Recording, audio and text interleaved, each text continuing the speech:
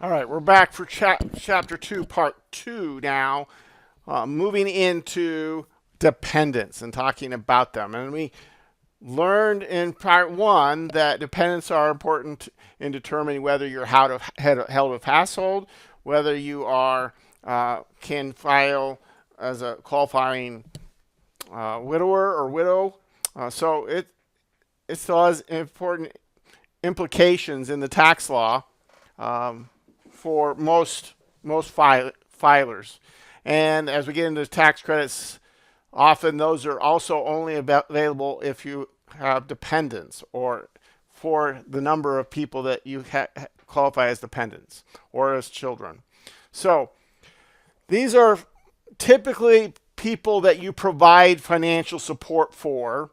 Um, there's somewhat of an issue of if they're how they're related, okay, to you, to the taxpayer.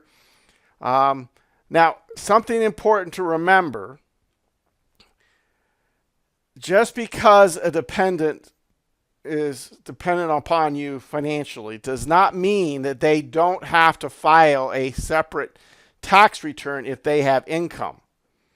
Dependents do not put their income on your tax return. If you are the person filing a tax return and you have 3 children that are your dependents, they file their own tax return. Their income is dealt with separately than your income. Okay? Same with mom if she's living with you, okay? Because she's older, okay? That she would also have. So you're only going to report income for 2 people at most, married filing jointly, or one person if you're single or head of household on a tax return. Okay, but the status as dependent can have impact on how we file our own tax return.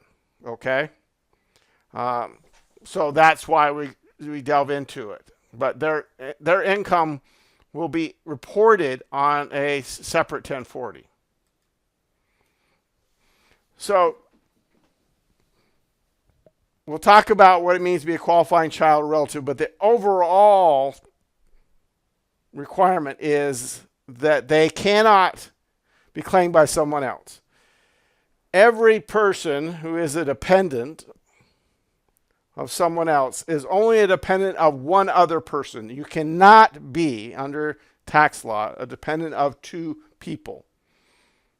Okay? That's just, I mean, you can be dependent of a married filing jointly couple, okay, because they're treated as one person in the tax law. But you cannot be a dependent if mom and dad are separated, okay, or divorced, living in separate households with separate income and everything like that. You cannot be a dependent of both in any given year. Okay? There has to be a determination. There has to be what we call a tiebreaker. There has to be a final decision as to who that child is a dependent on, one or the other, but can't be both for tax purposes in any given year. They can be changed year to year, but for any given year, it has to be one person. Okay? A person claimed as a dependent cannot file a joint return unless it is only to claim a refund and they have no liability. So their income is very, very low. Okay? So for the most part, if you are filing jointly, you are not a dependent of someone else. And then we have some citizen resident type of situations, okay? Making it, at least narrowing it down to those that are citizen residents here in the United States. Because things can get really crazy when you start talking about overseas dependents or something like that. Okay, so you meet those 3 general situations. Okay, then we look and see, is this individual a qualifying child, person that lives in my house who I provide support for and everything like that. Qualifying child is the hardest one to meet, the most strict or the most narrow definition. Okay, a qualifying child is automatically a dependent. Okay, so if you are if you have a qualifying child, or you are you're a dependent, or you have a dependent. Here's the 5 tests. There has to be relationship tests. The relationship list is fairly short for qualifying child, but it's not. It's probably broader than you would at first think. Child or descendant of child. So grandchildren can be a qualifying child, even great-grandchildren. That would be a little bit more of a stretch to think of a situation where that would apply.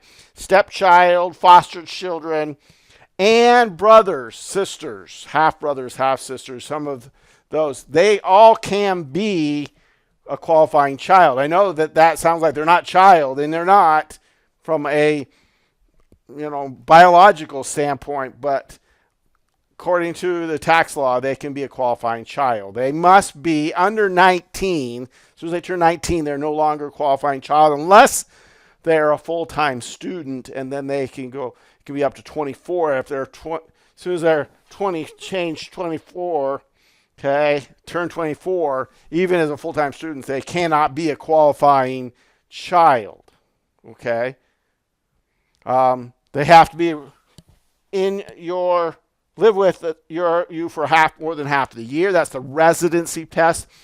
And they cannot provide support, more than half the support. Okay? So whoever you're looking at to see if they're a qualifying child can't provide more than half of their support. Okay? Not that you provide more than half of their support, but that they don't. That's a different standard. So the support can come from multiple people, okay, but it cannot come from the child, okay? And then there's a special test when, like we mentioned, the child has parents who are divorced in separate households. Typically, they're a qualifying child of the one that they spend the most time with, okay? And if it's a tie, then it goes to the one that has the highest AGI. All right. But that can be worked out using some different forms, and one parent can give that to another parent even though they don't live with them. Okay. There is exceptions to that, but typically it's one that has custody or they spend the most time with that has a qualifying child. Now, qualifying relative is broader. So the thing is, if you first look at the situation, you say, is this individual a qualifying child? If they are, you're done. You know they're dependent. It doesn't make any sense to go on to the qualifying relative test. If they're not a qualifying child test, that's the first thing on our list here. If they're not a qualifying child, now we go on and see if they are a qualifying relative. Okay? And the relationship is much broader here. Okay?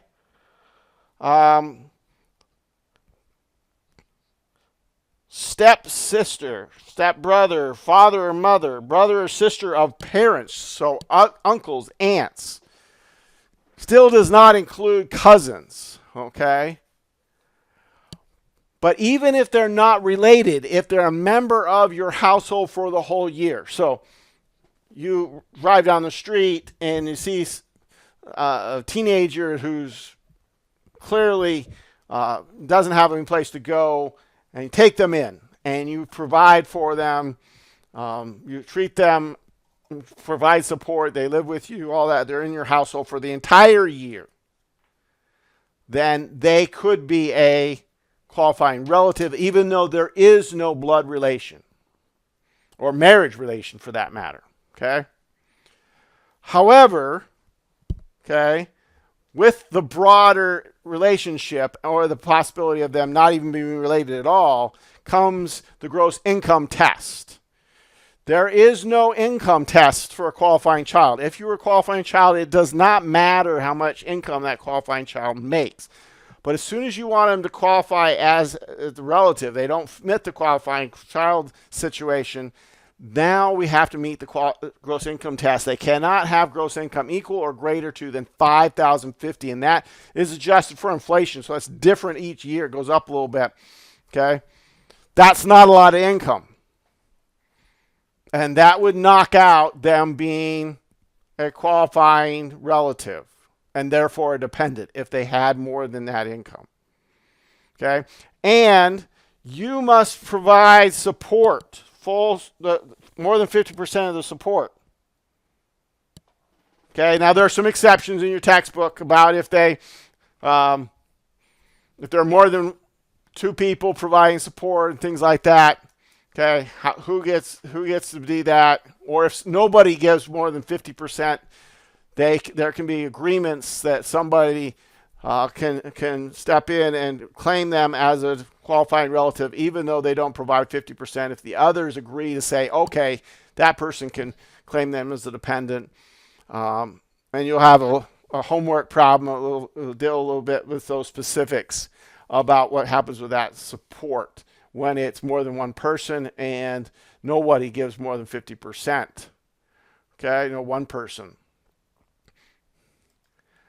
So why is all of this? Why are we all so worried about this? Well, standard deduction, the only permitted deduction we've learned about so far that applies to everybody except for those who itemize, which we'll learn about in Chapter 5, is based on your filing status.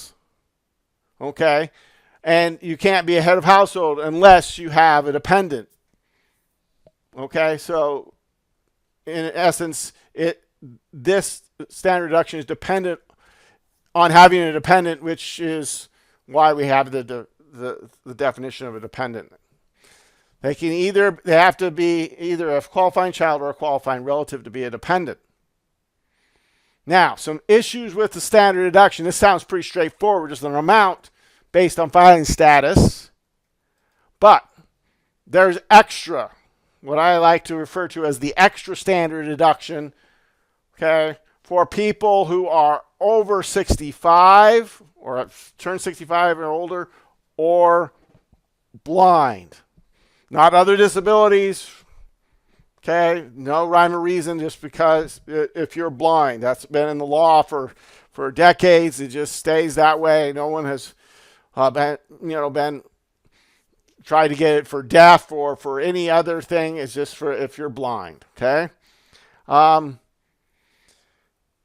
If they can't, the standard deduction is extra if you're 65 or blind, and it has reduced if you are a dependent. So remember, we said that if I have 3 kids at home, they're all my dependents. I don't include their income on my tax return. They file their own tax return, but because they're dependent, they do not get the full standard deduction like we talked about in the last slide. They have a special, limited standard deduction that is the higher of $1,300, only $1,300, or their taxpayers' earned income plus $450.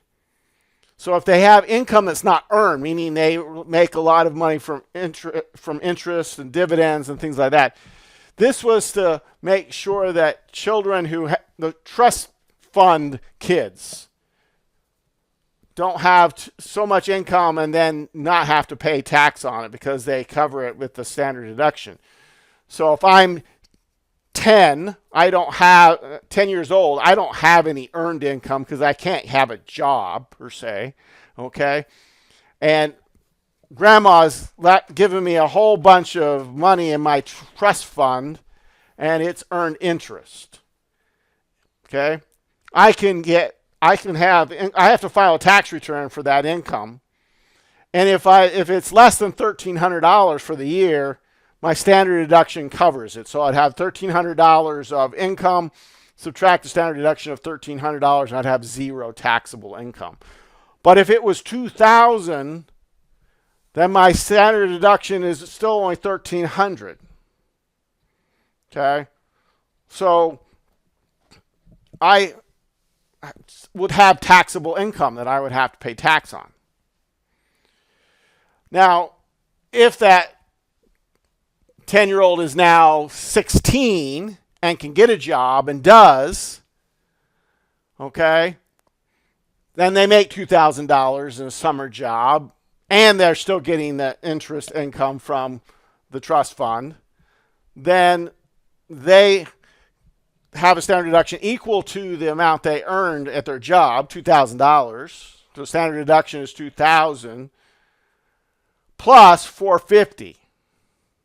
So the $2,000 earned income was wiped out by the $2,000 standard deduction, and then you add a $450, that offsets the other interest income.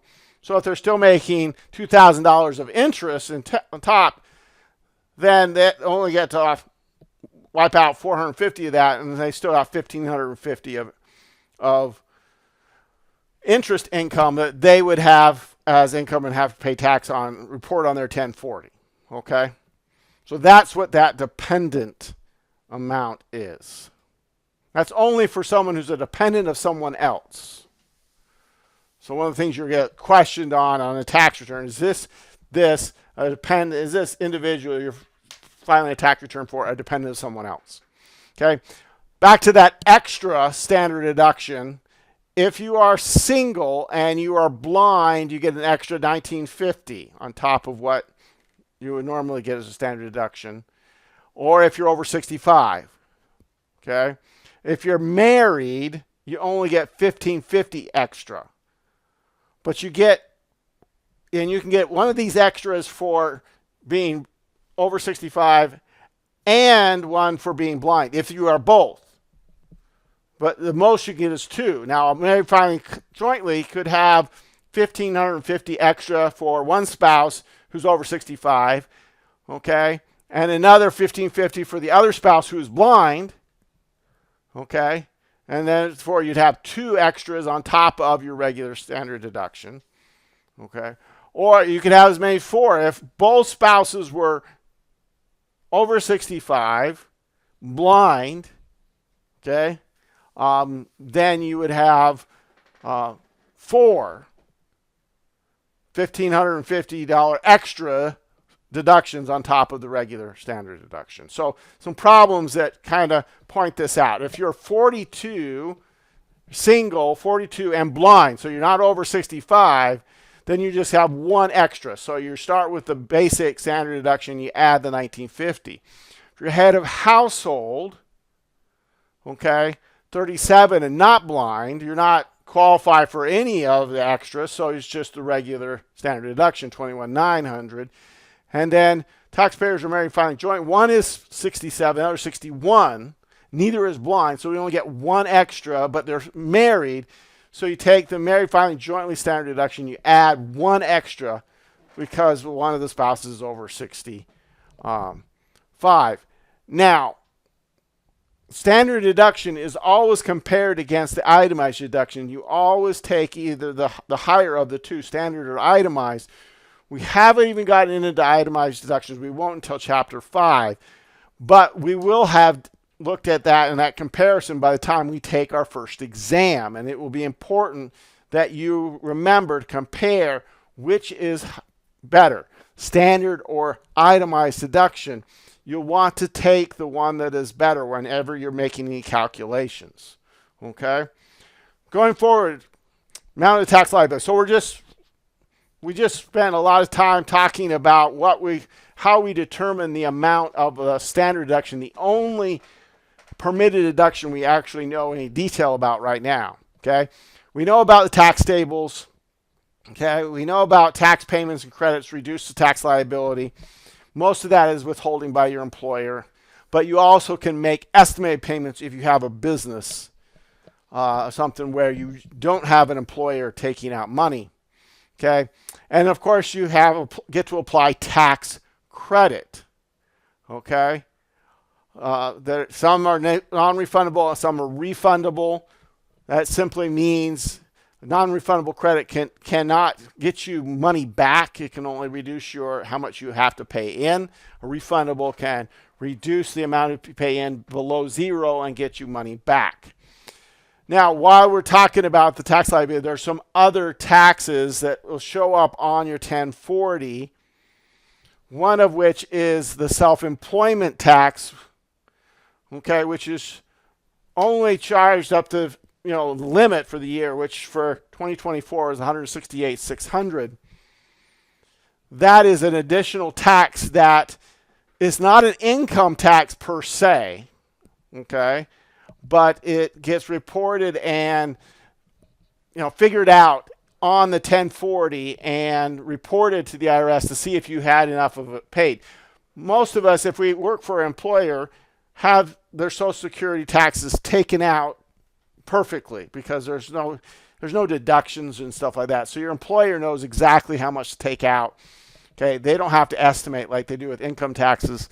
And so if you only have earnings from employment, then you don't have to worry about that Social Security tax. But if you have business income, now you got a different story. And we'll talk more about that in chapter 6 when we talk about self-employment and having a business income. Okay. So we talked about the liability versus refund. Okay. Some other check amounts. You can practice looking up in the tax table. Okay. Like we learned in chapter 1, I think we probably did enough of those, but if you feel like you need some more practice, you can check your numbers with these. And then, like I said, the limit on Social Security is $168,600 for 2024. That goes up every year, so don't assume that that's also in 2025 you're working on that, or in 2023 if you're going backwards. Okay. Now, what if you don't pay or don't turn in a tax return? What if you do something that is incorrect with the IRS? Well, there's interest on the money you should have paid, okay? And it is calculated by the short-term rate plus 3 percentage points. Interest rates are pretty high right now. You can see just how much it's gone up just in the last couple of years. So that is now, 8%. Okay, so that is what anything you underpay or didn't pay on time, that's what the IRS is going to charge you, okay, on top of the amount that you owe. There's also some penalties. We'll run through these fairly quickly here. Okay, the first one is a filer to file a tax return 5% per month. That's a lot. That's can't be more than 25%, but that is a huge amount of and again, it's based on what you owe, okay? However, if you don't file within 60 days of your due date, it's less than $485 or the amount of tax required on the term. So that's your penalty on top of what your tax return. So if you owed $450, you take more than 60 days to file it, you're going to owe the $450 plus $450 again, okay, for the penalty. Okay, so not filing a tax return is very expensive, not a good option. But fortunately, we have the option to file an extension. So there's really no reason to not file a tax return, okay, because you do have extensions that extend the time the date is due.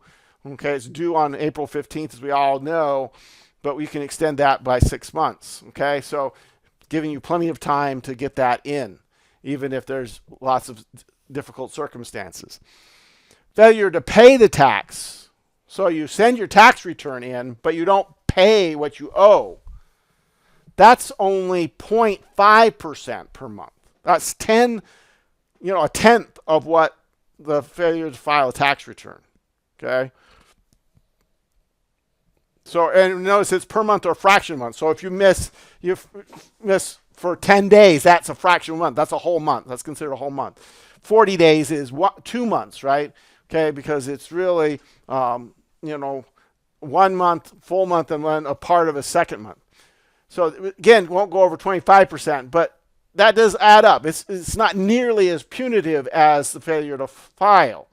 So if all else fails, make sure you file, even if you can't pay, because paying it is much, it's going to cost you a lot less than not filing, just because you can't pay it.